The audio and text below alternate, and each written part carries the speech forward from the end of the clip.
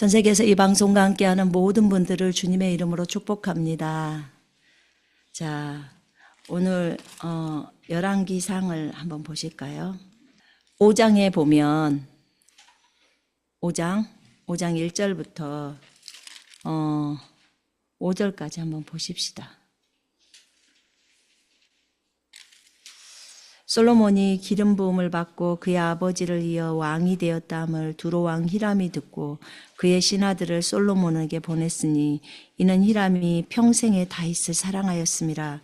이에 솔로몬이 히람에게 사람을 보내어 이르되 당신도 알거니와 내 아버지 다윗이 사방의 전쟁으로 말미암아 그의 하나님 여호와의 이름을 위하여 성전을 건축하지 못하고 여호와께서 그의 원수들을 그의 발바닥 밑에 두시기를 기다렸나이다. 이제 내 하나님 여호와께서 내게 사방에 태평을 주심에 원수도 없고 재앙도 없도다. 여호와께서 내 아버지 다윗에게 하신 말씀에 내가 너를 이어 네 자리에 오르게 할 네 아들 그가 내 이름을 위하여 성전을 건축하리라 하신 대로 내가 내 하나님 여호와의 이름을 위하여 성전을 건축하려 하오니 당신은 명령을 내려 나를 위하여 레바논에서 백향목으로 베어내게 하시소서. 내 종과 당신의 종이 함께 할 것이요 또 내가 당신의 모든 말씀대로 당신의 종의 싹을 당신에게 드리리이다. 당신도 알거니와 우리 중에는 시돈 사람처럼 벌목을 잘하는 자가 없나이다. 히람이 솔로몬의 말을 듣고 크게 기뻐하여 이르되 오늘 여호와를 찬양할지로다. 그가 다윗에게 지혜로운 아들을 주사 그 많은 백성을 다스리게 하셨도다 하고. 아멘. 제가 잠깐 기도하겠습니다. 하나님 아버지 감사합니다. 언제나 우리의 기도를 들어주신 아버지를 찬양합니다. 오 하나님, 오늘도 하나님께서 말씀을 통해 저희를 일깨워 주시고 또 빛을 비춰주셔서 저희가 삶을 걸어갈 때 하나님의 말씀을 붙들고 하나님 그렇게 걸어가게 하시고 또 하나님의 말씀을 이루는 도구로 우리를 사용해 주셔서 감사합니다. 아버지 하나님, 우리의 마음이 늘 은혜로 충만하게 하소서. 주님의 은혜가 없이는 우리는 살아갈 수 없는 존재임을 인정합니다. 오늘도 우리가 살아가는 것은 주님이 우리에게 호흡을 주셨기에, 주님이 우리에게 힘을 주셨기에 걸을 수 있고, 호흡을 주셨기 때문에 숨을 쉴 수가 있고, 그래서 하나님 기쁘게 살아갑니다. 주님 감사합니다. 주님, 언제나 우리가 주님께 고백하는 것은 감사뿐이 없음을 고백합니다. 주님 감사하고 형제자매들 모두를 성령으로 충만케 인도해 주옵소서. 성령님 빛을 비춰주시고 계시해 주옵소서. 주 예수 그리스도 이름으로 아버지께 기도드렸습니다. 아멘. 오늘 말씀에 보면 그 솔로몬이 이제 기름 부음을 받고 다윗을 이어서 이제 왕이 되었습니다. 왕이 되었는데 왕이 되고 나서 한 4년 정도 있다가 그가 이제 그 히람에게 얘기를 해서 그가 성전을 짓는 것에 대해서 얘기를 합니다. 하나님께서 나에게 태평성대를 주셨어요. 원수도 없고 하나님께서 원수로부터 우리를 보호해 주셨는데 우리 아버지 다윗이 여호와를 위해서 성전을 짓고 싶어 해요. 그런데 우리 아버지 다윗은 많이 전쟁을 했기 때문에 하나님께서 그에게 허락하지 아니하시고 네 아들이 그걸 할 거다라고 했어요. 그러면서 이제 이 내용을 얘기를 합니다. 그래서 성전을 건축하려고 하니까 그 당신이 우리에게 그 나무를 주세요. 그래서 성전을 지을 수 있도록 도와주세요. 이렇게 이제 얘기를 합니다. 그래서 성전 건축을 위해서 이렇게 솔로몬이 이제 쓰임을 받게 되죠. 성전 건축을 위해서. 오늘 우리가 같이 볼 말씀은 지금 구약에 있는 열왕기상하고 그 다음에 신약에서 계시록의 말씀을 같이 볼 겁니다. 계시록에 보면 거기 보면 계시록 3장을 한번 열어보세요. 지금 구약의 내용은 방금 말씀을 드렸어요. 자, 우리가 빌라델피아 교회를 한번 보겠습니다. 같이 한번 읽어볼까요? 7절부터 시작. 빌라델피아 교회의 사자에게 편지하라. 거룩하고 진실하사 다윗의 열쇠를 가지시니 곧 열면 닫을 자가 없고 닫으면 열 사람이 없는 그가 이르시되 볼지어다 내가 네 앞에 열린 문을 두었으되 능히 닫을 사람이 없으리라. 내가 네 행위를 아노니 네가 작은 능력을 가지고서도 내 말을 지키며 내 이름을 배반하지 아니하였도다. 보라 사탄의 회당 곧 자칭 유대인이라고 하나 그렇지 아니하고 거짓말하는 자들 중에서 며칠 너에게 주어 그들로 와서 네 발 앞에 절하게 하고 내가 너를 사랑하는 줄을 알게 하리라. 네가 나의 인내의 말씀을 지켰은즉 내가 또한 너를 지켜 시험의 때를 면하게 하리니 이는 장차 온 세상에 임하여 땅에 거하는 자들을 시험할 때라. 내가 속히 오리니 네가 가진 것을 굳게 잡아 아무도 네 면류관을 빼앗지 못하게 하라. 이기는 자는 내 하나님 성전의 기둥이 되게 하리니 그가 결코 다시 나가지 아니하리라. 내가 하나님의 이름과 하나님의 성 곧 하늘에서 내 하나님께로부터 내려오는 새 예루살렘의 이름과 나의 새 이름을 그의 위에 기록하리라. 귀 있는 자는 성령이 교회들에게 하시는 말씀을 들을지어다. 아멘. 이 빌라델피아 교회를 보니까 빌라델피아 교회는 이 빌라델피아 교회는 요한계시록 3장에 있는 교회였고요. 그 다음에 이 초대교회에 있는 교회였습니다. 빌라델피아 교회가. 우리가 성전을 건축하라고 할 때 성전은 주님이 계신 곳이었습니다. 구약적으로 말하자면 주님이 계신 곳이에요. 주님의 임재가 나타나는 곳, 주님의 현현이 나타나는 곳이 성전 지성소였죠.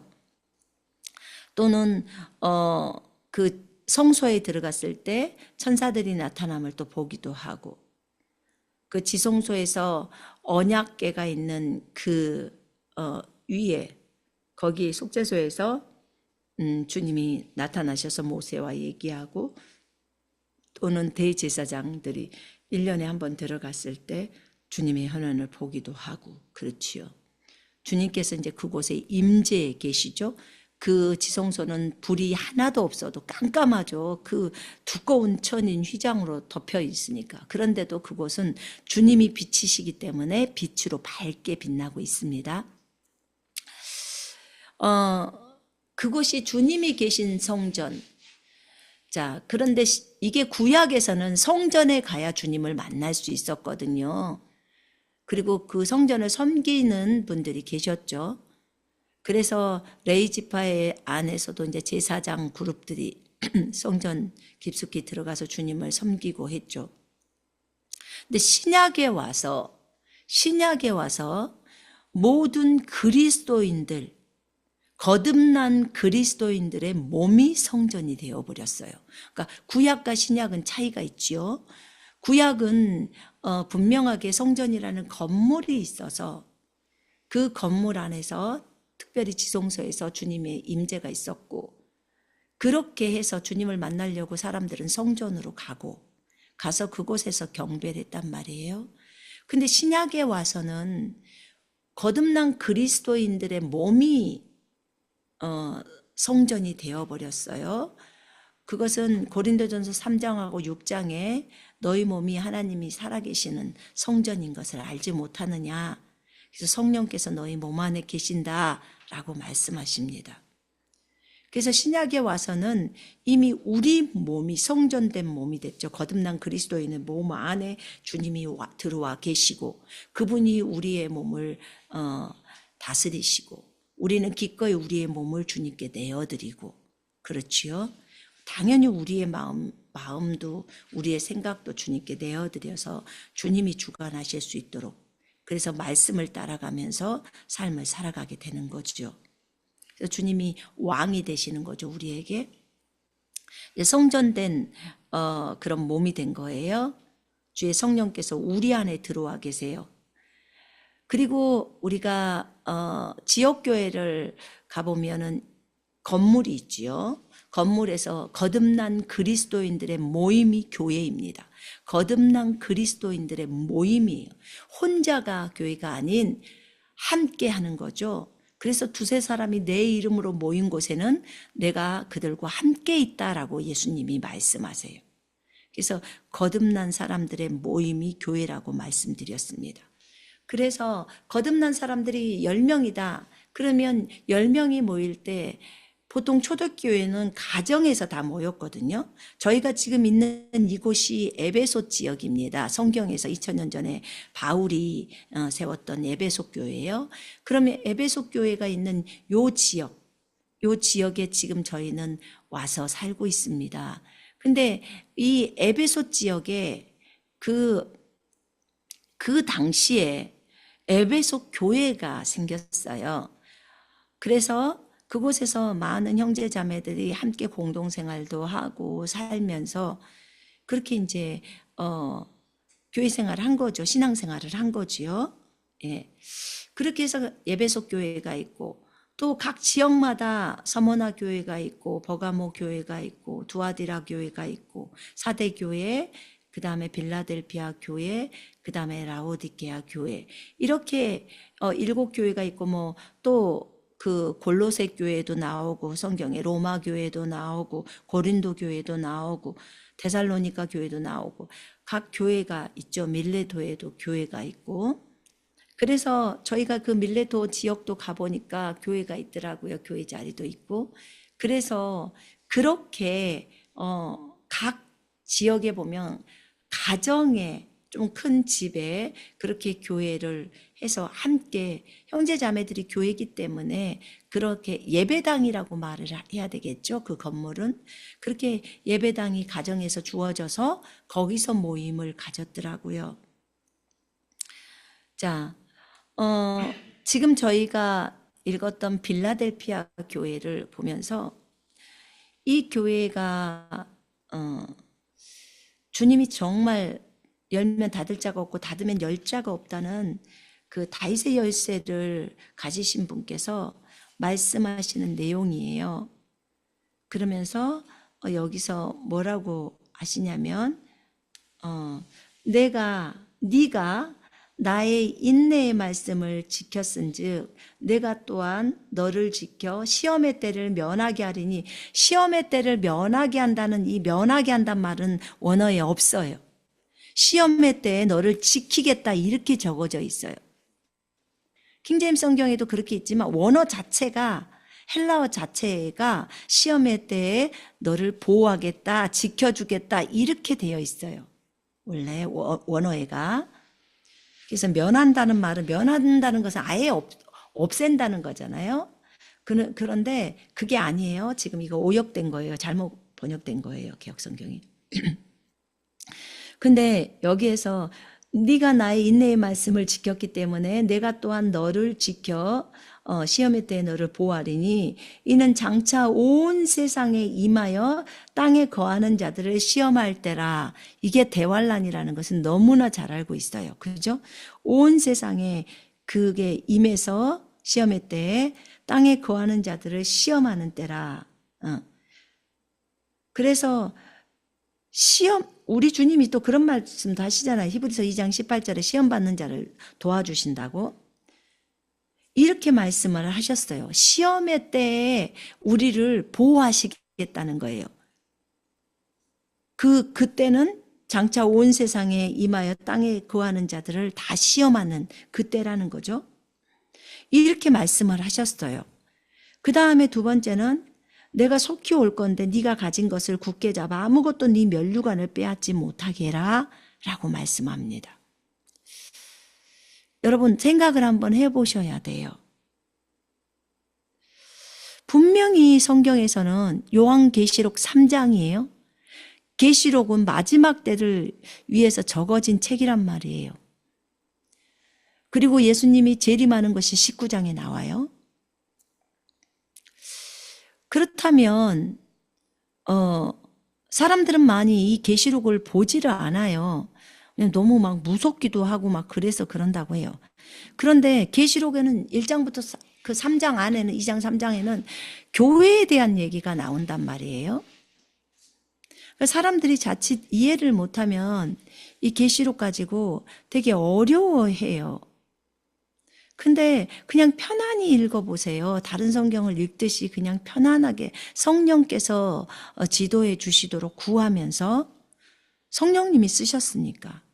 근데 여기 빌라델피아 교회를 보니까 네가 나의 인내의 말씀을 지켰기 때문에, 인내하라는 그 말씀을 지켰기 때문에 나도 시험의 때, 온 세상에 시험의 때가 오는데 그 때가 올 때 너를 지켜주겠다는 거예요. 그때 지켜주겠다는 거예요. 근데 시험의 때는 대환란인데 그러면 대환란 때 이 빌라델피아 교회가 있어야 하는 거예요. 이 빌라델피아 교회가 당연히 있어야 하는 거거든요. 그리고 내가 속히 올 건데 네가 가진 것을 굳게 잡아 아무도 네 면류관을 빼앗지 못하게 해라 라고 하는 거예요. 아니 교회가 없는데 어떻게 이거 우리가 가진 것을 굳게 잡아서 아무도 네 면류관을 빼앗지 못하게 하라고 할까? 분명히 누군가 마귀는 우리의 면류관을 빼앗아 갈 수가 있는 거구나. 우리가 뺏길 수도 있는 거구나. 라는 것을 먼저 아셔야 되겠고, 그 다음에 그것을 빼앗기지 않으려고 네가 가진 것을 굳게 잡으라고 말씀 안에서 굳게 잡고 나아가라고 말씀하는 거예요. 네가 지금 마귀한테 속임당하고 있어. 그러니까 네가 받은 면류관 굳게 잡고 있어. 지금 주님이 그러시는 거잖아요. 굳게 잡고 있어. 허튼 생각하지 마. 성경적이지 않는 생각하지 마. 그래 그렇게 되면 네가 그 면류관을 뺏길 수 있어. 지금 그 말이잖아요. 아무도 네 면류관을 빼앗지 못하게 하라고. 그러면 여기에서 이 말씀을 보면서 그렇다면 이 교회는 빌라델피아라는 교회는 2000년 전에 초대교회에 있었던 교회인데 지금은 빌라델피아라는 교회가 없어요. 그래서 그렇다면 이걸 어떻게 해야 될 것인가가 나오죠. 분명히 계시록에는 빌라델피아 교회가 있는데 그리고 마지막 대환란 때는 그 교회가 있어야 하는데 그래야 주님이 지켜주신다고 하는데 저는 사실은 이 부분을 처음에는 잘 몰랐어요. 몰랐는데 저희 아들하고 얘기를 하다가 이제 그 계시록에 대한 얘기가 나왔어요. 근데 그때 제가 알게 된 거예요. 왜 이런 내용이 있을까요? 우리는 보통 교회를 볼 때요. 에베소 교회부터 시작해서 그 라오디게아 교회까지 7교회를 보통의 사람들이 보통 신학자들이나 아니면 어떤 영적인 사람들이 얘기를 할 때 보면 뭐 에베소 교회는 초대교회에서 몇 년도부터 몇 년까지의 교회고 그 다음에 서문학 교회는 뭐 200년 이후부터 어느 시대 때까지 교회고 막 이렇게 해서 연대별로 본인들이 나눈다고요. 그렇게 나눔을 하시는 분들도 계셔요. 그래서 라오디게아 교회는 지금 이 시대에 2000년도에 있는 교회다. 이렇게 이제 나누고 그러면 에베소 교회랑 이런 교회들이 싹 없어졌다. 그리고 이제 오직 지금 있는 거라고는 라오디게아 교회밖에 없다. 이렇게 이제 주장하시는 분들도 계시고 또 한 무리 속에서는 아니야. 이 7교회는 초대교회부터 지금까지 계속 교회 유형적으로 있는 교회야 라고 하면서 그렇게 7교회는 지금까지도 있어. 그러니까 우리가 빌라델피아 교회야. 우리는 빌라델피아 교회야. 또는 빌라델피아 교회처럼 그렇게 가자라고 하는 사람들도 있습니다. 그렇게 주장하시는 분도 계시고. 근데 이제 이게 다 영적 적용이에요. 근데 요한계시록 3장에서 지금 있는 그대로의 성경을 읽다 보면 분명히 내가 너를 지켜서 시험의 때에 너를 보호해 줄 거야 라고 합니다. 그럼 대환란 때 보호해 준다는 거예요. 빌라델피아 교회를 보호해 주시겠다는 거예요. 그러려면 교회가 있어야 보호를 해주죠. 빌라델피아라는 교회가 있어야 보호를 해주죠. 그렇구나. 왜 이런 생각을 한 번도 해보지를 못하고 성경을 읽었을까? 교회가 있어야 주님의 이 말씀이 이루어지지. 빌라델피아 교회가 있어야 이 말씀이 이루어지지 않을까? 분명히 초대교회였던 7교회가 마지막 시대 때도 있어야 한다는 결론이 맺어지는 거예요. 이게 계시록의 맨 뒷부분에 나와 있잖아요. 저기 성경의 맨 뒷부분에 계시록에 적어져 있잖아요. 그리고 네가 가진 것을 굳게 잡고 있어. 그래야 네 멸류관 빼앗기지 않아. 내가 속히 올 거야. 주님 오실 거야. 이게 재림할 거야. 그러면 주님 재림하신다는 거예요. 그럼 재림의 시점까지도 이 교회는 있어야 된다는 소리잖아요. 그죠? 우리가 이제 휴가돼서 올라가기 전까지는 이 재림의 끝부분에서 있어야 된다는 거잖아요. 아, 그렇구나. 우리가 성경을 너무 있는 그대로를 보지를 못하고 그 학자들이 말하거나 또는 믿는 자들이 말했던 그런 부분들로만 그렇게 영적 적용만을 해가지고 그냥 우리 교회는 이런 교회 중에 한 교회일 거야. 또는 지금은 라오디케아 교회의 시대이니까 지금은 다 이래. 그냥 이렇게 그냥 치부하고 넘어갈 수가 없는 거죠. 분명히 계시록의 말씀이 이루어져야 하잖아요. 아직 대환란이 안 왔기 때문에 계시록의 말씀이 이루어지지 않는 것이 대부분이죠. 그런데 분명하게 성경에서는 주님이 시험의 때 보호한다고 했기 때문에 이 교회는 빌라델피아라는 교회는 반드시 시험의 때에 있어야 한다는 거죠. 이렇게 주님께서 말씀하시는 것들이 있잖아요. 자, 여기도 한번 볼까요? 두아디라 교회도 한번 볼게요. 두아디라 교회 보면, 자, 25절 볼게요. 이들이 막 음행하고 그런 것들이 있었죠. 사탄하고 많이 짝짝꿍돼서 하는 것들이 있었죠. 25절에 다만 너희에게 있는 것을 내가 올 때까지 굳게 잡으라. 예수님이 오실 때까지 굳게 잡고 있으라는 거예요.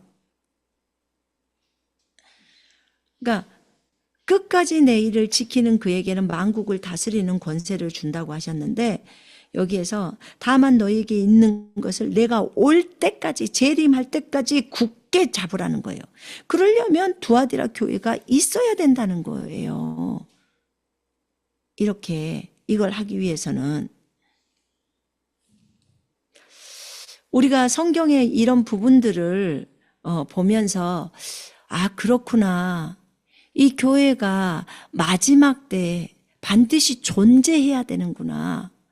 아, 7교회가 반드시 존재해야만 하는구나를 발견하게 되었어요. 왜냐하면 주님의 말씀은 반드시 이루어져야 하잖아요. 예수님이 이 땅에 오셨을 때 마태복음 4장에 보면요. 예수님께서 가버나움에 가신 거, 그 다음에 갈릴리와 그쪽 해변길로 걸으신 것이 말씀을 이루려고 하셨다고 그렇게 적어져 있어요. 한번 볼까요?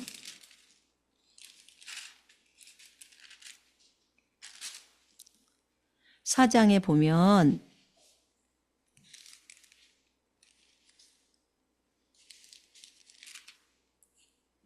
자 13절에 나사렛을 떠나 수불론과 납달리 지경 해변에 있는 가버나움에 가서 사시니 이는 선지자 이사야를 통하여 하신 말씀을 이루려 하심이라. 이렇게 이 하나님의 말씀을 이루려고, 선지자 이사야를 통해서 말씀하신 하나님의 말씀을 이루려고 예수님이 그 말씀대로 그대로 행하신 거예요.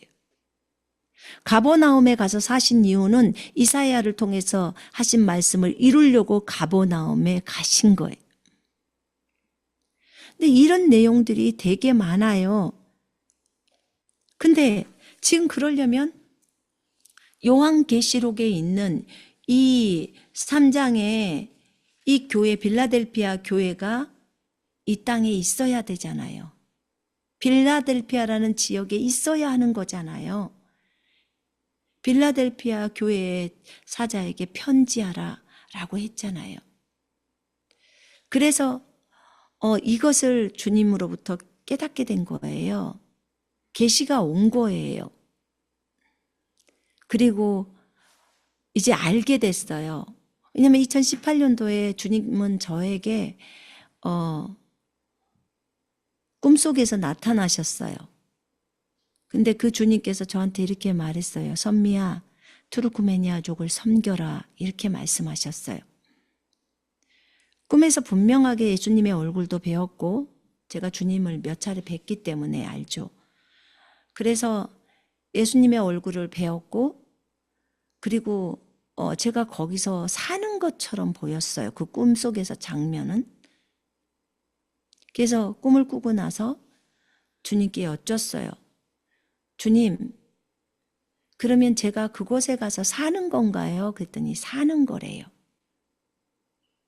그럼 주님, 제가 언제 그곳에 가야 하나요?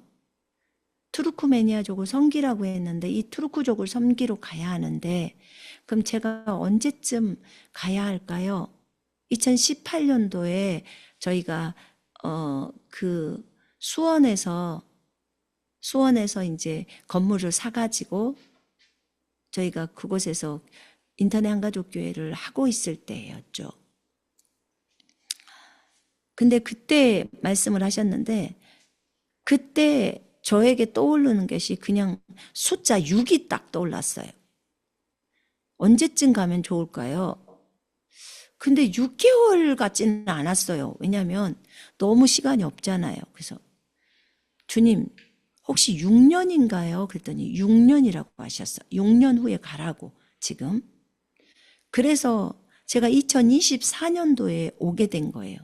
이제 투르크족에 대해서는 잘 모르기 때문에 제가 저희 남편한테 물었어요. 투르크족은 어디서 살아? 투르크메니아족이랑 이런 투르크족들이 어디서 사는 거예요? 그랬더니 터키부터 시작해서 신장, 우르무치, 위구르족들이 있는 우르무치까지라는 거예요. 그래서 너무 막 스탄 지역도 다 투르크족이고 너무 많은 거예요. 그래서 어디서 어떻게 해야 될지를 몰라서 주님 그러면 우리가 어디로 들어가기를 원하세요? 주님이 우리한테 들어가라고 하는 나라가 어딘가요? 그랬더니 터키라고 하셨어요. 그래서 터키로 들어온 거예요. 근데 사실은 그 당시에 터키로 들어가라고 했어요. 근데 그 터키가 이슬람 지역이잖아요. 근데 이제 터키에 대해서 제가 아는 게 아무것도 없어요. 정말로. 근데 터키로 들어가야 한다. 2024년도에 가야 한다. 가서 그 족속들을 섬겨야 한다. 내가 아는 게 이제 이 정도 선이에요. 그 정도 선을 갖고 이제 기도를 계속했어요. 하나님 구체적으로 어떻게 해야 합니까? 가서 무엇을 해야 합니까? 저는 가서 이렇게 교회를 개척하라고 할지는 생각을 못했어요. 물론 중국에서도 선교사들이 가면 보통 교회를 개척하고 하는데 저희들도 개척을 했거든요. 근데 이제 이 땅에 와서 교회를 개척하라고는 생각을 못했고 주님께서 가라고 했기 때문에 가서 그 족속을 섬기나 보다 라고만 생각을 했어요. 근데 이곳에 오기 한 1년 전인가요? 그 전에 주님께서 이것을 알게 하신 거예요. 주님 가면 내가 뭐 해요? 이렇게 물었어요. 계속 물었어요. 주님, 제가 가서 무엇을 할까요? 가서 군사훈련을 가르친가요? 가서 무엇을 해야 할까요? 라고 물었는데 주님께서 요것을 알게 한 거예요. 교회를 개척하라는 것을. 깜짝 놀랐어요. 그래서 2000년 전에 있었던 초대교회, 그 초대교회가 2000년 전에 있었는데 그 교회가 지금 다 없어요. 초대교회가 다 없지요. 물론 각 지역마다 교회들이 있지요. 제가 여기 와보니까 교회들이 있어요. 각 지역에 이제 다른 이름으로 해서 이제 교회가 있죠. 그래서 어떤 무슨 사랑의 교회라든지 무슨 교회라든지 뭐 이런 교회들, 터키 교회들도 있어요. 근데 주님이 저에게 말씀하시는 것은 계시록에 있는 7교회를 개척하라는 거예요. 그래서 그 7교회를 세우라는 거예요. 근데 주님이 이런 말씀을 하셨어요. 초대교회는 2000년 전에 있었던 초대교회는 오프라인 교회였어. 오프라인 교회였대요. 각 가정에 사람들이 모이고 목자가 있고 하면서 그 오프라인 교회에서, 왜냐하면 바울이 에베소 교회를 세웠으니까 에베소에서 또 말씀도 전하고 바울은 돌아다니면서 순회 사역을 했고 또 나중에 그곳에 뭐 사도 요한도 와서 설교하고 이렇게 돌면서 사도들도 오고 했잖아요. 근데 2000년 전에는 오프라인 교회였다는 거예요. 초대교회가. 근데 이 마지막 때 7교회는 온라인 교회로 하거라 이렇게 하셨어요. 온라인 교회로 하라는 거예요. 오프라인과 온라인이 있잖아요. 우리 지금 인터넷 한가족교회도 지금 온라인 교회잖아요. 인터넷 교회이기 때문에 수원에 이제 방송센터가 있고 그렇게 해서 형제자매들이 모여서 또 예배도 하고 하는데 온라인상의 성도들이 많이 있는 거죠. 제 얼굴도 모르시는 분도 계시고 저는 모르지만 또 그분들은 저를 보고 알고 계시고 그래서 온라인상의 성도들이 계시기 때문에 제가 웬만해서는 거의 많은 부분들을 다 오픈을 합니다. 그래서 여러분들과 나눔을 하는 거예요. 그래서 이런 부분들에 있어서 주님이 저한테는 첫 번째 초대교회는 오프라인 교회야. 근데 마지막 7교회는 온라인 교회야 라고 하셨어요. 그럼 온라인 교회라고요? 그러면 지금 인터넷 한가족교회가 하는 것처럼 그냥 똑같이 이렇게 하는 건가요? 그랬더니 그렇대요. 그래서 너희를 미리 멀티사이트 처치처럼 그렇게 캠퍼스로 가는 것을 훈련시켰다고 하시더라고요.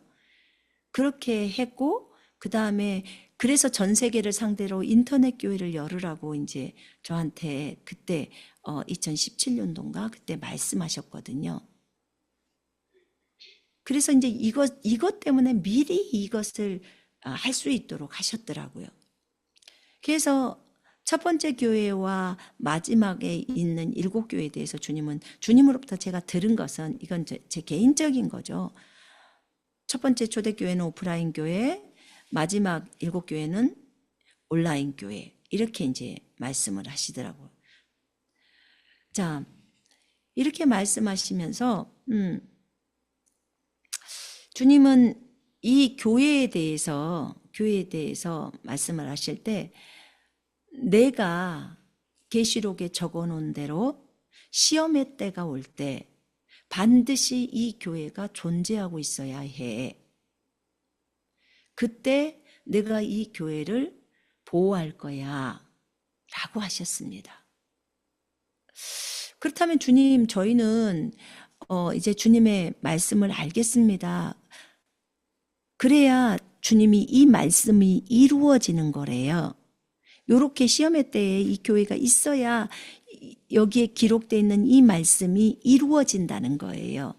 그 말씀을 이루기 위해서 이제 터키에 가서 교회를 개척해라. 7교회 교회를 개척해라. 이렇게 하시더라고요. 그렇다면 주님, 주님의 원하심은 어떤 것인가요? 그랬더니 터키에 가서 각 지역에서 교회를 개척하라는 거예요. 그러니까 에베소 지역에 에베소 교회를, 서머나 지역에 서머나 교회를, 그 다음에 또 라오디게아 그 지역에 라오디게아 교회를. 그렇지만 예전에는 그것이 그 고대 도시잖아요.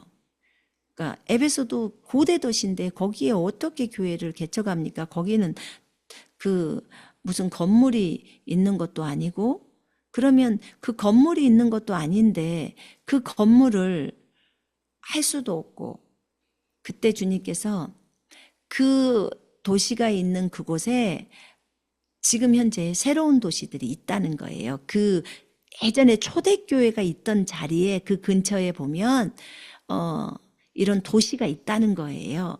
그 동일한 도시들이. 그래서 오케이, 알겠습니다. 그러면은 그 도시에다가 그 초대교회가 있던 그 자리 그 근처에 도시에다가 세우면 된다는 거죠. 그랬더니 그렇다는 거예요. 그래서 우리가 어디를 가든지 그 기존에 있는 초대교회가 있는 그 근처에다가 보통은 예전에 있던 그런 도시 이름이 있으면 동일하게 그 안에가 있지요. 사람들이 살고 있기 때문에. 그래서 그곳에다가 이제 교회를 개척하는데, 주님 그렇다면 주님의 원하심이 우리가 그곳에 가서 교회를 개척하는데, 주님이 온라인 교회를 세우라고 하셨잖아요. 이제 이렇게 말씀드렸어요. 맞대요. 온라인이래요.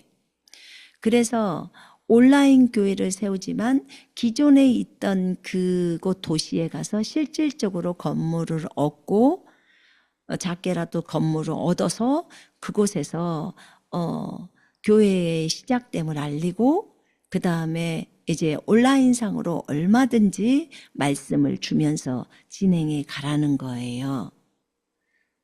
아, 그래요?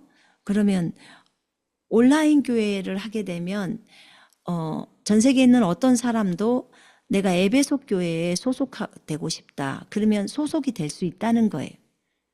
7교회 중에서 나는 빌라델피아 교회에 소속하고 싶어요. 그러면 온라인상에서 우리가 얼마든지 소속이 될 수가 있잖아요. 그지요? 예. 어떤 한 지역교회를 섬기고 있지만 온라인에서 그 부족된 말씀들을 또 먹을 수가 있잖아요. 그 말씀을 먹고 더 잘 자랄 수가 있잖아요. 그래서 어쨌든 저희 그 인터넷 한가족교회는 전 세계 교회들을 섬기는 교회이기 때문에 형제 자매들이 교회라고 했잖아요. 그래서 그들이 영적으로 더 잘 자랄 수 있도록 그렇게 하기 위해서 하나님이 아마 이렇게 하시는 것이 아닌가 싶은 생각이 들어요. 그래서 그들이 영적으로 더 많이 잘 자라고, 그래서 또 더 많은 성도들을 그들이 섬길 수 있도록 하게 하기 위해서 이렇게 하신다는 생각도 들어요. 그래서 이 7교회를 세워서 사실 그 지역에서 세울 때는 정말 건물은 조그만 가정교회니까 작잖아요. 동일하게 가정에서 이루어지는 거니까 작지만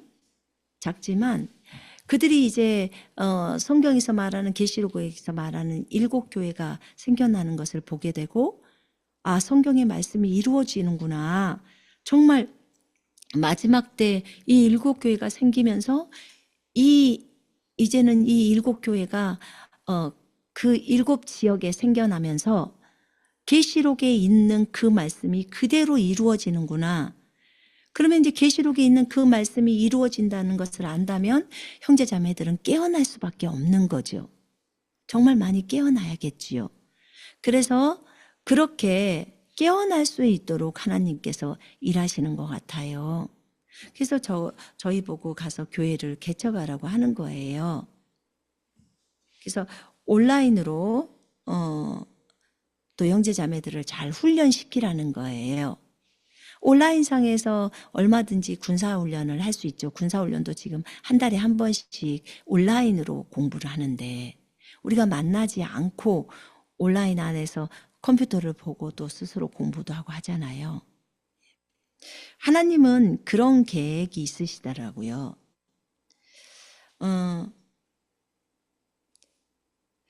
진짜로 하나님을 기쁘시게 하는 교회가 어떤 교회일까?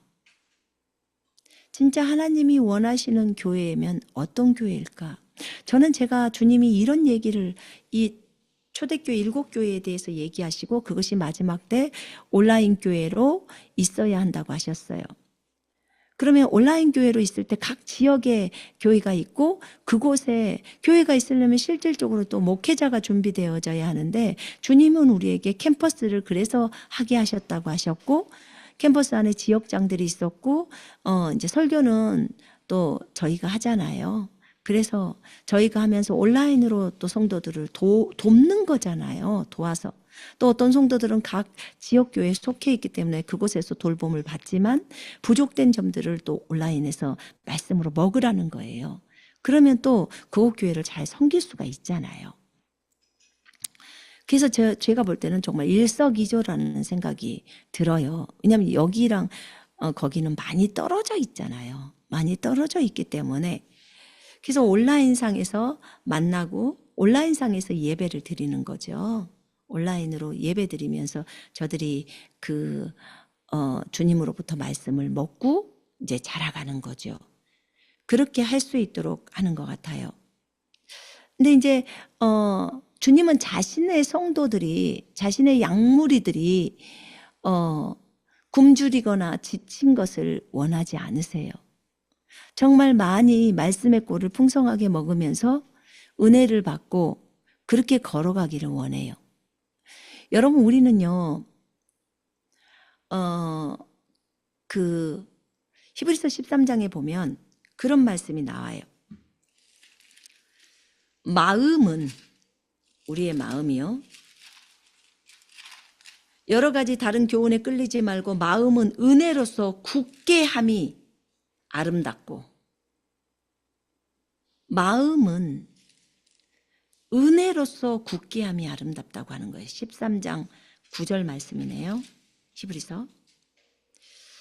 여러분의 마음, 그 마음은요. 하나님의 은혜가 필요해요. 하나님의 은혜로 충만해지면요. 마음은 흔들림 없이 걸어갈 수 있어요. 아무리 내 앞에 역경, 힘든 어려움, 고난, 핍박이 와도 여러분이 은혜로 충만해버리면 그러면 거뜬히 가거든요. 근데 여러분의 마음이 은혜로 충만하지 못하면 거뜬히 갈 수가 없어요. 그래서 마음은 음식으로 채우는 것이 아니라 분명히 여기 적어져 있는 것은 은혜로 채우라는 거예요. 그럼 은혜는 무엇인가요? 은혜. 하나님이 우리에게 주시는 공짜인데요. 근데 이 은혜는 우리 구주 예수 그리스도를 아는 거예요. 그것이 은혜예요. 여러분이 삶을 살면서 예수 그리스도를 알아가잖아요. 뭐 계시를 통해서 깨달았다든지 삶 속에서 고난 가운데서 정말 하나님이 어떤 것을 열어주셔갖고 아 이것이 하나님의 은혜였구나. 내가 숨을 쉬는 것도 은혜였구나. 제가 죽음의 관문을 넘었을 때요. 그때요 제가 알았어요. 진심으로. 호흡조차도 다 주님이 주셨기 때문에 정말 내가 오늘 숨을 쉬는 것도 은혜였구나를 진심으로 알게 되었어요. 숨을 쉬는 것도 은혜였어요. 그러니까 우리 사실 숨 쉬는 거에 대해서 감사를 모르잖아요.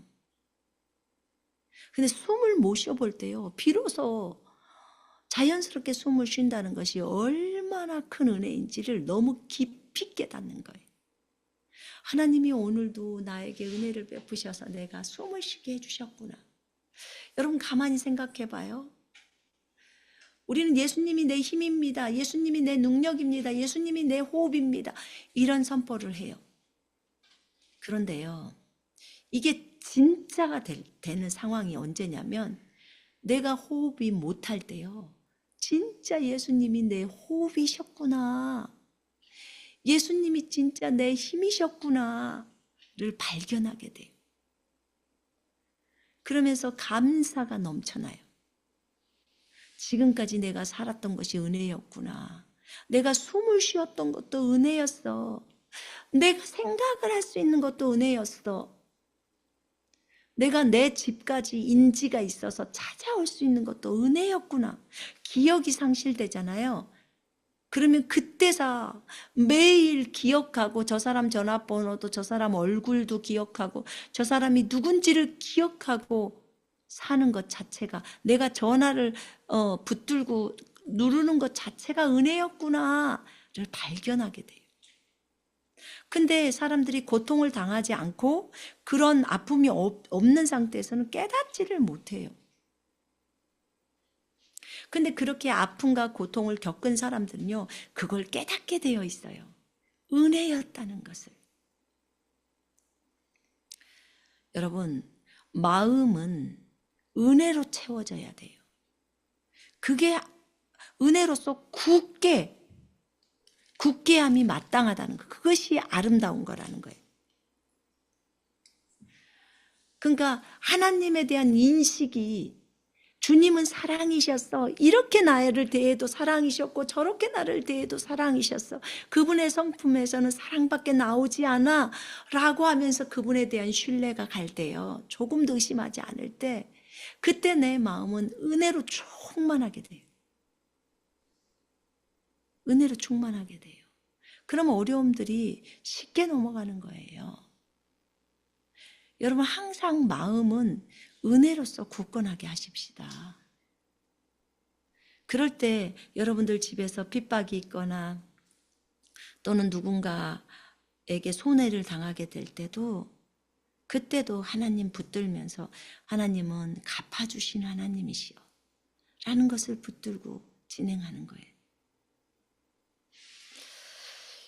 이게 은혜로서 우리의 마음을 굳건하게 하는 거예요.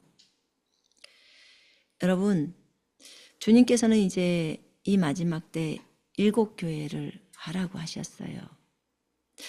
저는 처음에 주님이 그런 말씀을 하셨을 때 제가 좀 의아해했어요. 왜 우리인가요? 왜 우리가 이걸 감당해야 될까요? 이 작은 교회가. 이 하나님의 말씀을 이루려고 이렇게 어떻게 감당을 할 수 있을까요?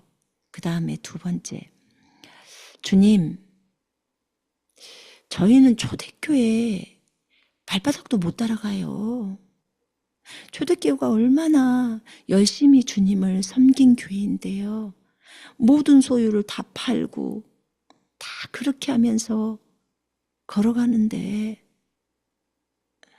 그렇게 했는데 우리는 그렇게 하려고 애를 썼지만 또 형제 자매들 가운데서는 그렇게 자기의 소유를 팔아서 가난한 사람들에게 나눠주고 지체들을 돕고 또 가족들을 돕고 이런 데 썼고 이렇게 했지만 어쨌든 초대교회 성도들은 너무나 저희가 사도행전을 읽어봐도 훌륭하고 정말 믿음도 좋고 그러는데 저희가 어떻게 여기 보니까 이기는 자에게는 이렇게 해주겠다라고 주님이 약속해 주신 약속들이 있는데 우리가 어떻게 이런 부분들을 뛰어넘으면서 갈 수 있죠? 라고 물었어요. 저희는 초대교회를 따라가지도 못하는데 초대교회를 넘어서야 되는 거잖아요. 그때 주님이 말씀하셨어요.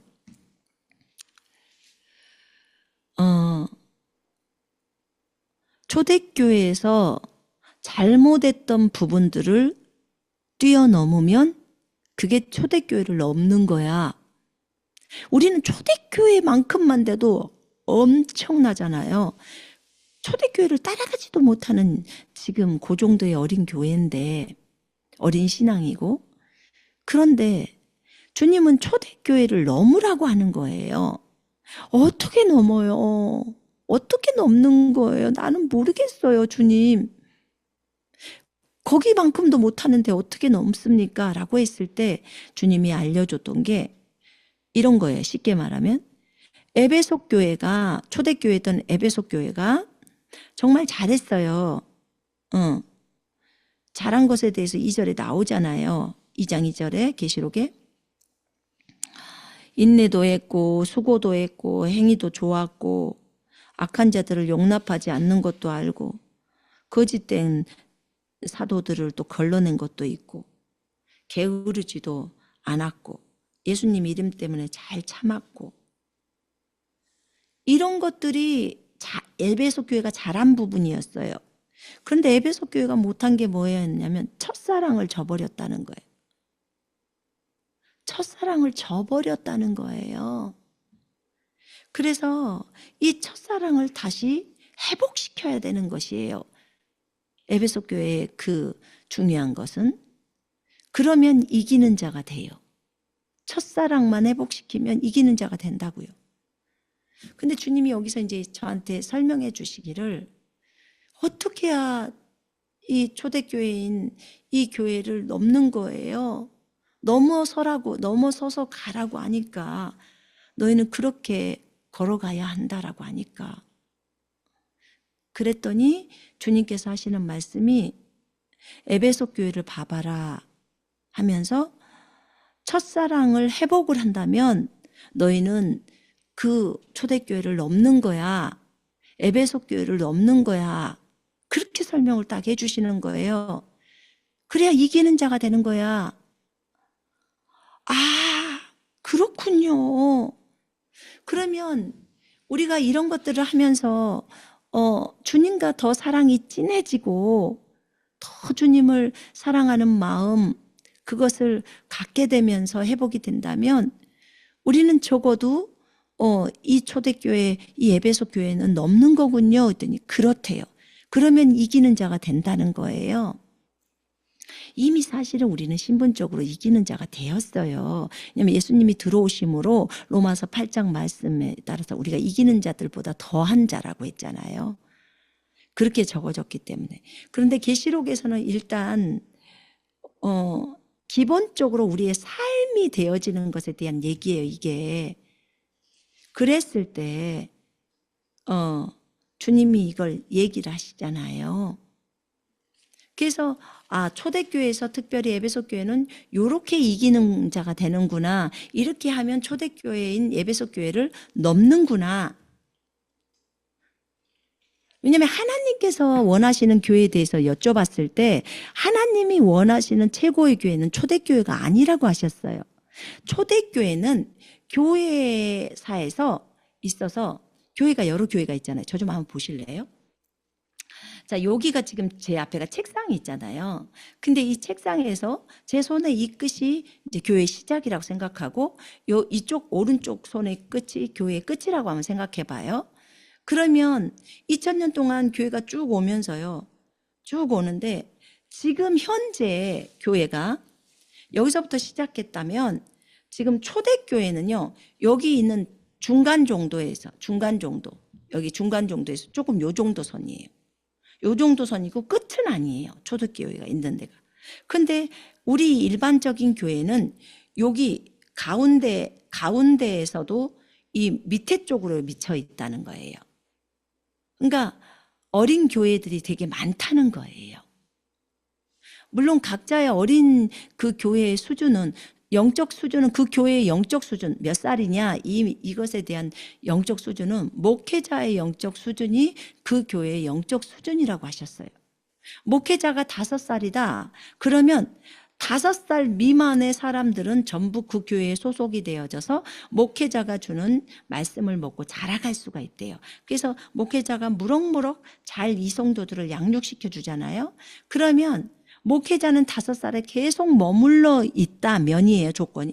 계속 머물러 있다면 5살까지밖에 양육이 안 돼요. 그럼 이제 5살까지 다 졸업하신 분은 이제 7살을 향해서 나가신 분은 이 교회를 떠나서 7살짜리 교회로 가서 또 꼴을 먹어야 되는 거예요. 이렇게 되어 있다고 주님이 알려준 거예요. 주님은 전체적인 교회가 다 주님의 교회이기 때문에 어떻게 안배해야 될지가 다 나와 있잖아요. 그래서 사람들이 교회로 옮기는 이유가 그만큼의 꼴을 그 나이, 목회자의 나이, 영적 나이 수준까지만 올라올 수 있는 거지 더 이상은 올라갈 수가 없어요.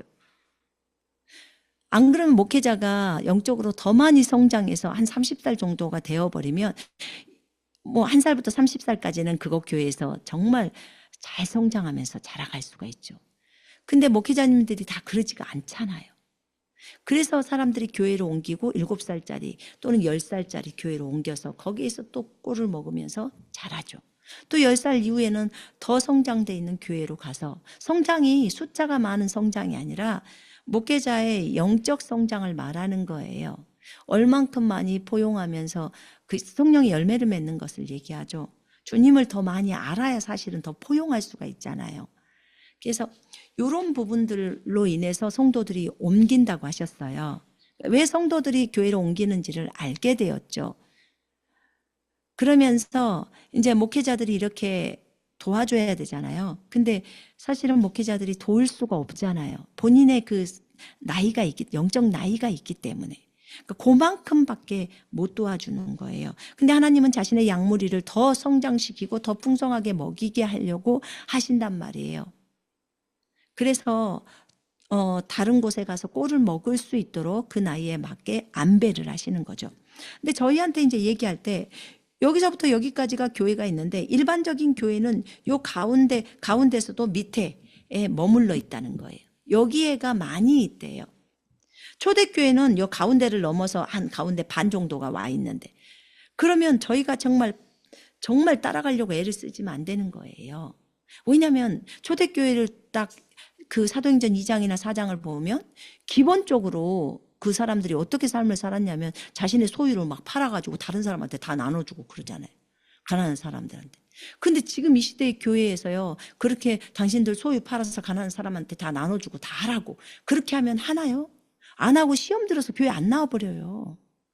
그래서 다 어린 성도들이 많은 거예요. 그래서 초대교회를 따라갈 수가 없는 거예요. 목회자들이 그렇게 하고 싶어도 성도들이 그걸 해주지를 못하는 거예요. 근데 주님께서 어쨌든 그렇게 하는데 저희한테 어느 날 그러더라고요. 이 주님이 진짜 마음에 품은 교회는 초대교회가 아니고 그것보다도 더 뛰어넘는 마지막에 있는 교회라는 거예요. 그래서 주님의 계획은 그 에베소서 3장에 보니까 그렇잖아요.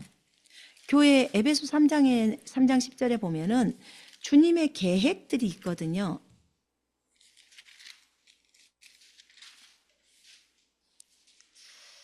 3장 9절에 영원부터 만물을 창조하신 하나님 속에 감추어졌던 비밀의 경륜이 어떠한 것을 드러내게 하려 하심이라.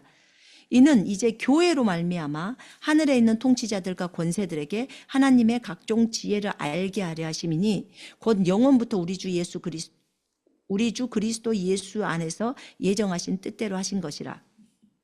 하나님은 교회를 자신의 마음속에 계획하시고 예수님과 이미 과거에 상의를 하셨죠. 하늘에서. 그렇게 적어져 있죠. 그렇게 되어져서 정말 교회를 세우시고요. 이 교회를 통해서 하늘에 있는 정사들과 권세들이 있어요.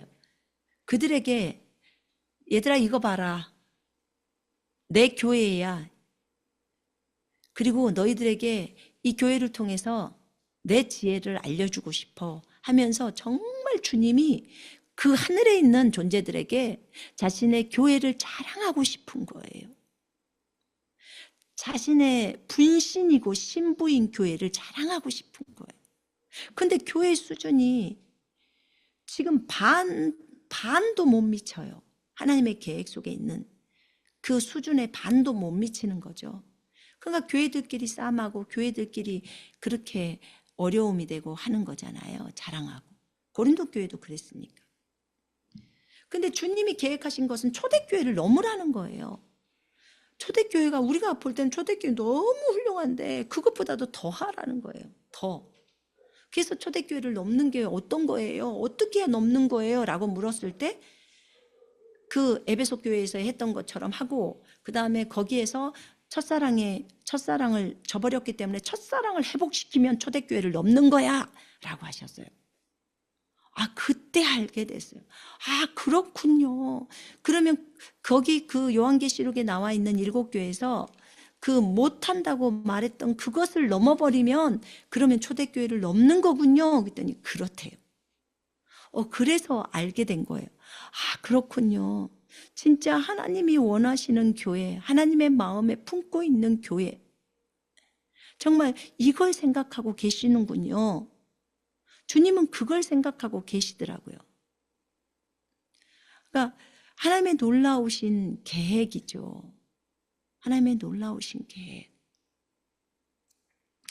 주님은 이 7교회를 통해서 하나님의 계획을 이루시려고 하는 거예요. 하나님의 계획. 그래서 진짜 하나님이 원하시는 교회, 그런 교회가 되어야 하지 않을까요? 우리 자체가 교회이기 때문에 우리 자신이 하나님 앞에서 성령의 열매를 맺으면서 주님 말씀대로 그대로 순종하면서 그 말씀을 지켜나가면서 걸어야 하지 않을까요? 하나님은 이 태초부터의 계획이, 주님의 계획은 에베소서 3장 지금 방금 읽었던 10절 11절에 또 에베소서 1장 10절에 또 나와 있죠. 이 교회를 통해서 그리스도 안에서 하나가 되게 만들려고 하는 거예요. 우리 교회는요, 전 세계에 있는 모든 교회는 사실 그리스도 안에 있어요. 그리스도 안에서 하나예요. 각 지역 교회가 있는 것이죠. 그렇지만 우리는 서로에게 한 몸이고 서로에게 지체란 말이에요. 이 교회에 있는 이 지체가 새끼손가락일 수 있고 내가 거기에 손톱일 수가 있고 서로 지체가 되어서 한 몸처럼 움직여야 되잖아요. 그래야 하늘에 있는 정사와 권세들에게 하나님의 다양한 지혜를 알릴 수 있는 거잖아요. 결국은 하나님께서 에베소 1장 10절도 이룰 겁니다. 그래서 하늘과 땅이 통일되어지고 그리스도 안에서 복음으로 통일되어지며 하나가 되어질 거라고요.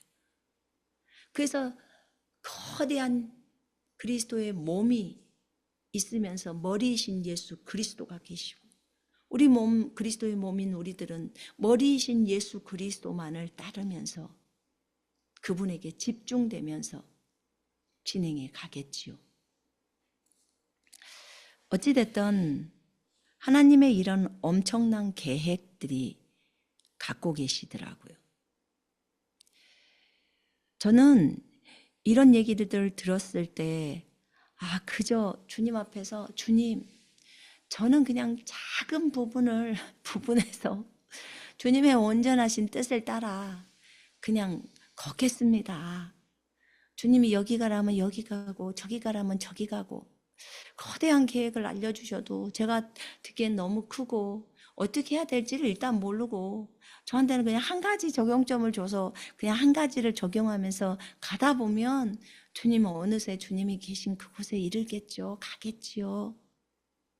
목표를 향해서 표대를 향해서 달려가라고 하는데 그 앞에 서 계신 주님만을 바라보면서 달려가기를 원하는 거예요. 어찌 우리가 하나님의 그 많은 계획들을 다 헤아릴 수 있겠습니까? 다 헤아릴 수는 없겠지만 하나님이 하라는 대로 그냥 하기를 원합니다.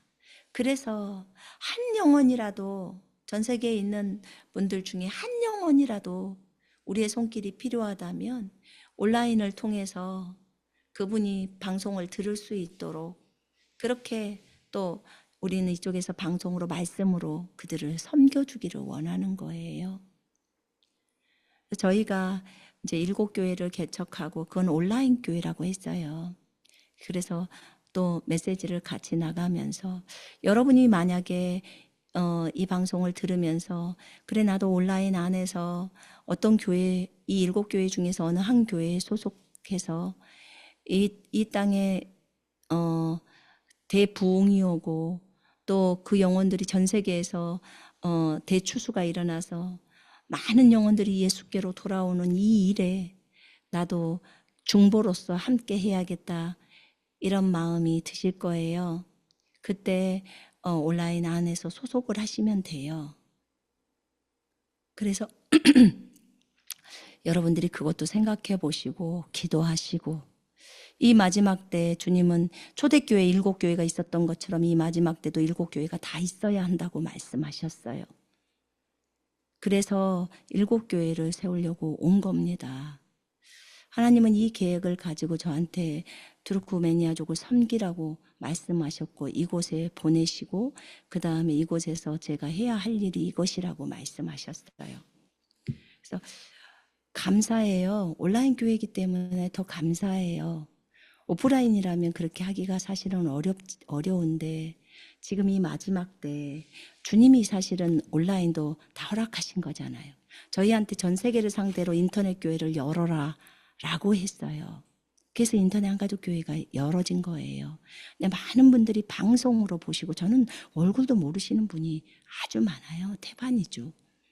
근데 그분들이 말씀으로 은혜를 입고 또 자기네들이 속해 있는 또 지역교회에서 잘 섬기기도 하시고 그러시거든요. 근데 어차피 우리는 그리스도 안에서 하나입니다. 하나예요. 우리의 진짜 목자는 주 예수 그리스도이십니다. 우리는 그분의 양들이에요. 우리가 주 예수 그리스도를 위해서 수고하고 예스라고 우리를 이 땅에 남겨놓으신 거예요. 그러면 우리 구주 예수 그리스도를 더 깊이 알아가고, 그것이 우리가 가야 하는 길이잖아요. 그분을 알아갈 때 우리가 성장하는 거거든요. 그래서 여러분과 제가 그렇게 성장해 갔으면 좋겠고요. 또 이 전 세계에 있는 교회들을 위해서 늘 중보해야 되는 것이 마땅한 거고요. 그래서 정말 한 마음으로 주님이 가라고 했기 때문에 예수 그리스도의 마음은 성경에 적어져 있잖아요. 그 마음을 따라서 걸어야 될 것 같습니다. 어찌됐든 예수 그리스도만을 높이고 그분만을 의지하고 그분만을 자랑하면서 그분만을 깊이 사랑하면서 걸어가는 여러분과 제가 되었으면 좋겠습니다. 하나님이 성전 건축을 하라고 해서 이제 성전 건축을, 그걸 성전 건축이라는 것이 교회이기 때문에 지금 교회에 대한 얘기를 했고요. 저희는 이제 이곳에서 에베소 교회를 이제 다음 주에 저희가 이제 개척을 합니다. 그래서 하나님께 감사드리고 또 그 뒤에 후속타로 또 서머나 교회 이렇게 하면서 계속 진행해 갈 겁니다. 전 세계에서 이 방송과 함께하는 모든 분들을 축복하고요. 이 계시록의 말씀이 그대로 이루어져야 합니다. 그걸 위해서 기도해 주십시오. 그래서 결국은 19장에는 주님이 오십니다. 그 말씀도 이루어져야 하잖아요. 주의 오실 길을 예비하는 자들로 여러분들은 쓰셔야 합니다. 그리스도의 군대들이 준비되어져야 합니다. 그래야 이 모든 것들이 이룰 수가 있습니다. 우리가 이루는 게 아닙니다. 성령께서 일하시는 것입니다. 우리는 아주 한 작은 지체로서 통로일 뿐이고요. 한 몸 안에서 각각의 지체들입니다. 지체 하나가 많이 열심히 뛰어봤자 얼만큼 하겠습니까? 지체들이 같이 움직여야 합니다. 그래야 그리스도의 몸을 이루는 것입니다. 하나가 되어져서 하나님의 계획대로 움직여 가야 합니다. 그럴 때 하나님의 계획이 또 이루어집니다. 하나님께서는 지체들을 통해서 그 일을 이루시려고 성령님을 보내셨고, 성령께서 각 지체들에게 말씀하시고 그렇게 하십니다. 분명히 성령님께서는 여러분들에게 감동을 주실 것입니다. 이 설교를 들으시면서 감동이 올 겁니다. 그럴 때 성령님의 감동에 반응하시는 여러분이 되시면 좋겠습니다. 주님의 이름으로 여러분 모두를 축복합니다.